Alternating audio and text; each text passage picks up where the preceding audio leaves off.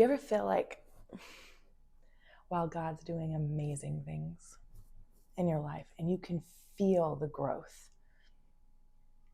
you also almost feel like you're barely making it? Like the trial, you just feel like you're barely beating the trial every time. And I've just been noticing, like, I'm learning to lean into him more, to trust him more, to give up, right? Not give up on the trial, but to just give up striving. That one verse, cease striving and know that I am God. Or many of us know it as be still and know that I am God. But I love the translation that says cease striving and know that I am God. Because that's how I feel sometimes. Like I'm just trying so hard. I'm trying, and I'm failing. And I'm learning to lean into him.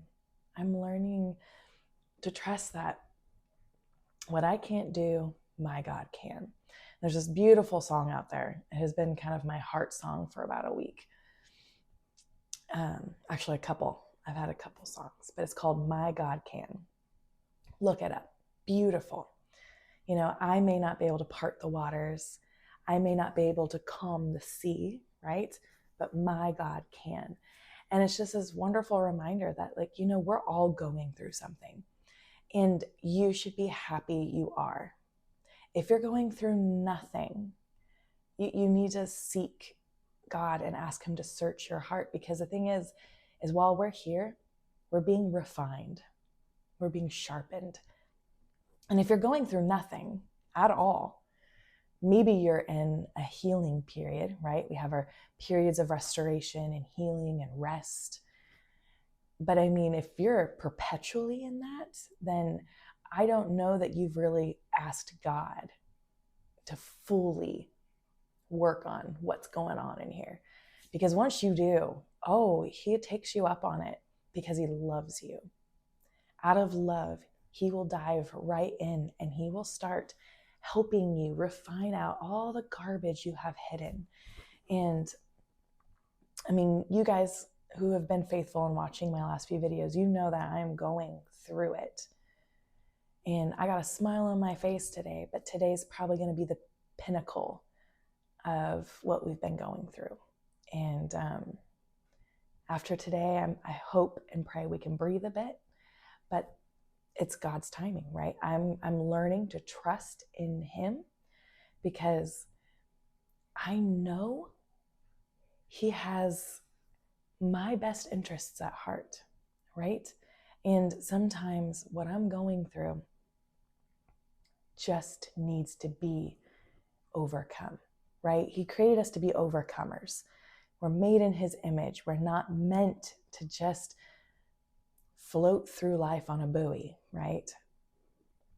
We're meant to strive. We're meant to work. We're meant to overcome. And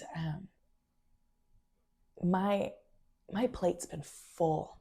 You've been there where it's full, and just it being full wears you down. And it's been full for a while. But then recently it got doubled. My husband's back went out on him. He got injured and he's almost better. He's still hurting pretty bad. But when you're now yourself, your full plate, and I'm taking on a lot of what he usually does to help the home, I was near my breaking point on Saturday. Like emotionally, physically, mentally, and yet spiritually, I have to say I was doing good. Like I just every once in a while when I felt like I was about to just crumble, I would reach out through prayer or worship or reading his word, and I would find that solace. And I want to share something that happened Saturday night, because at the end of a really long day, and just, I mean, feeling it, like, Lord, I've been through it. And I know, and in my head, I knew I had 2 more days of getting through it that I knew of for sure, right? You never know how long your trial is, but I knew 2 more hard days are coming. And Lord, I'm tapped out. You got to help me. You got to help me. And Matt and I are just sitting there. The kids are in bed, but being squirrely. That's how ours are. and we're putting something on. We just want to hear about Jesus. You know, when you just nothing else like this. Let's just hear about Jesus. And we've got Gary Stearman talking in the background about Nicodemus and Jesus. And he's got this beautiful painting behind him, but also kind of terrifying. It looks like a raging ocean, just tall waves, like you're looking at a storm. And all of a sudden, I'm looking at it and I feel like I'm being pulled in. Have you guys ever seen Narnia? There's this old Narnia series, not the new one, but back when I was a kid, there's a scene, I think it was the third movie. Yeah, the third movie. And they look at this painting and it's of like a ship on a sea.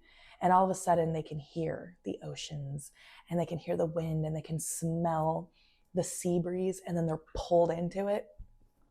That's almost what I felt like, but it was very more of just like I was being given a vision, and it wasn't prophetic. It was very personal. And I'm looking at this painting and all of a sudden I can't hear him talking. I hear ocean. I hear roaring waves. I hear the wind howling. And I'm looking, I'm being pulled in, and I couldn't believe it. I'm like, I've never experienced this. Like, I don't have visions. I've had some dreams, but I'm being pulled in, and my husband's even talking to me, and I don't hear him. I don't hear the guy we're listening to. I'm being pulled into this, and all of a sudden I see Jesus walking on the water towards me. And this is like an interactive vision. Like, I'm looking at it, and I'm looking at him, and I'm like, oh my gosh, this is like that scene in the Bible with Peter. And I'm looking around at the waves, and I'm like, oh my gosh, these are huge. Like, I'm being pulled in this vision, and I'm thinking, oh my gosh, this is like Peter. This is way more terrifying than I ever thought. I remember thinking, I was too hard on Peter. I was too hard on Peter. This is terrifying.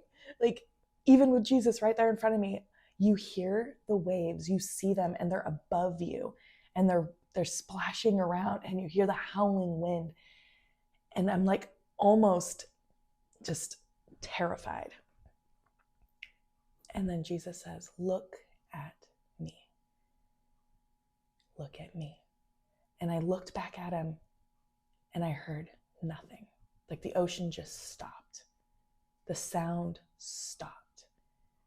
And there was such peace. And that was it. That was the vision I was given. But so much filled my heart and my brain, you know, afterward. Like, he's telling me something. I'm in a storm. And every time I get caught up looking at the wind and listening to the wind, you know, the wind and the waves, I am going to feel overwhelmed. I am going to start to sink. But when I remember to look at him, like he's been teaching me for a while now, right? Don't look back, look forward, look at me, look at me. Everything just quiets down. And I knew this to be true because throughout the day, like I said earlier, every time I felt like I was about to crumble, right? Or like in that vision, sink below the waters, be swallowed by the waves, I would reach out to him in worship, in prayer, in his word, and a peace would come in, even if it was just for a moment. Everything else would just stop, and there was peace. And remember, he said, peace I give to you, not as the world gives to you. He's promised us peace, but we have to remember to go for it. If you notice that, like everything he offers us, we have to go for, we have to accept, we have to receive. We can't just think it's all automatically bestowed upon us. Peace I give to you, not as the world gives. You got to keep looking at him. Don't look at the problems. Don't look at the waves. Look at him. And this has stuck with me, and it really helped me get through Sunday, which was a bad day. And today's going to be the worst. I know I'm talking cryptic. It's just personal, and I'm trying to be a little less personal on here. I don't need you guys feeling bad for me. Everything's okay, but it's going to be just one of those bad days in the Daniel family history. And but sorrow right? Sorrow may endure for the night, but joy comes in the morning. And I'm being taught that joy can even be in the midst of the storm. In the midst of the storm, you can hold on to it. He offers joy and peace, unlike what the world can offer. In this world, when you're going through times of mourning or tragedy or hardship, they basically just tell you, buckle down and get through it. But God promises so much more. He says, look to me, come to me, give me your burdens, walk with me, hold my hand, right? He didn't let Peter sink. He doesn't let us sink if we're his, if we look to him. And I feel like we need to hold on to that, because I don't know that life's meant to be easy at all anymore, even for Americans. You know what I mean? Like, we've lived our life of leisure for a while, but that's just not the time we're in anymore. Things will be hard, even if it's just emotionally, mentally, spiritually. But a lot of us are getting financial hardship too, okay? And it's getting hard. We've got political hardship. So much is going on around us. And we're being refined. We're being sifted and refined and sharpened. And I am becoming a far more mature Christian than I was 3 years ago, 2 years ago, 1 year ago, and even 2 to 3 weeks ago. I'm learning to be okay with the trials and almost embrace them. Because even though they're hard and they wear you down. I'm learning that when you embrace them with him by your side, knowing he's there, he's truly, truly there, right? He's not away, he's here. He's here with us. God with us, Holy Spirit abiding in us. And the moment you turn to him, he is always ready with that peace you need. If you seek him, if you look to him, he's there. He's the God who calms the sea, the storm. And I just want to end this reading Matthew 14:22, because I got to end it with some scripture. And I'm just going to read that whole scene with Peter on the water. So right after he feeds the 5,000,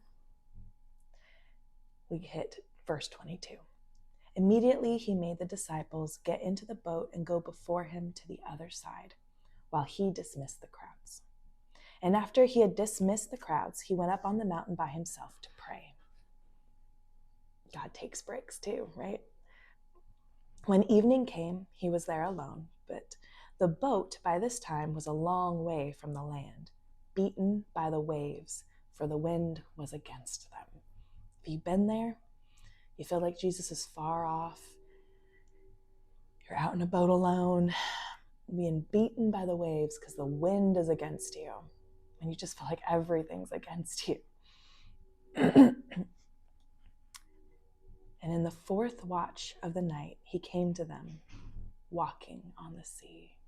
In the midst of that storm, he's walking. And just like in my vision, it was like he thought he was just walking amongst rolling hills. But it was a storm. It's a storm. When the disciples saw him walking on the sea, they were terrified and said, "It's a ghost." And they cried out in fear. But immediately Jesus spoke to them, saying, "Take heart, it is I. Do not be afraid." How many times do I feel like he has to say that to us? Do not be afraid. Look at me. Do not be afraid. And Peter answered him, "Lord, if it is you, command me to come to you on the water." He said, "Come." So Peter got out of the boat and walked on the water and came to Jesus. But when he saw the wind, he was afraid. And beginning to sink, he cried out, "Lord, save me." Jesus immediately reached out his hand and took hold of him. Notice that. Immediately reached out his hand and took hold of him, saying to him, "Oh, you of little faith, why did you doubt?" And when they got into the boat, the wind ceased. And those in the boat worshipped him, saying, "Truly, you are the Son of God." And I felt that in my vision, just this awe of seeing him walking in the midst of a storm was already cool. But then feeling completely pulled into the picture and being in it as well.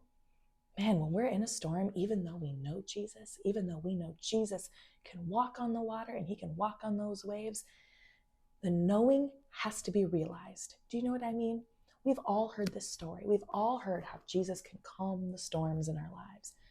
But you have to come to a realization that it's actually truly true.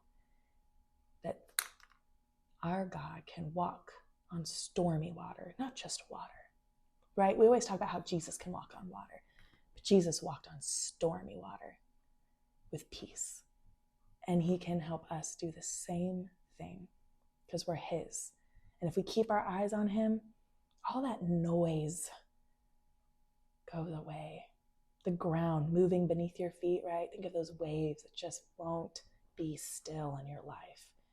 He's the solid ground in the midst of a storm. He's the peace and quiet in the midst of the howling wind.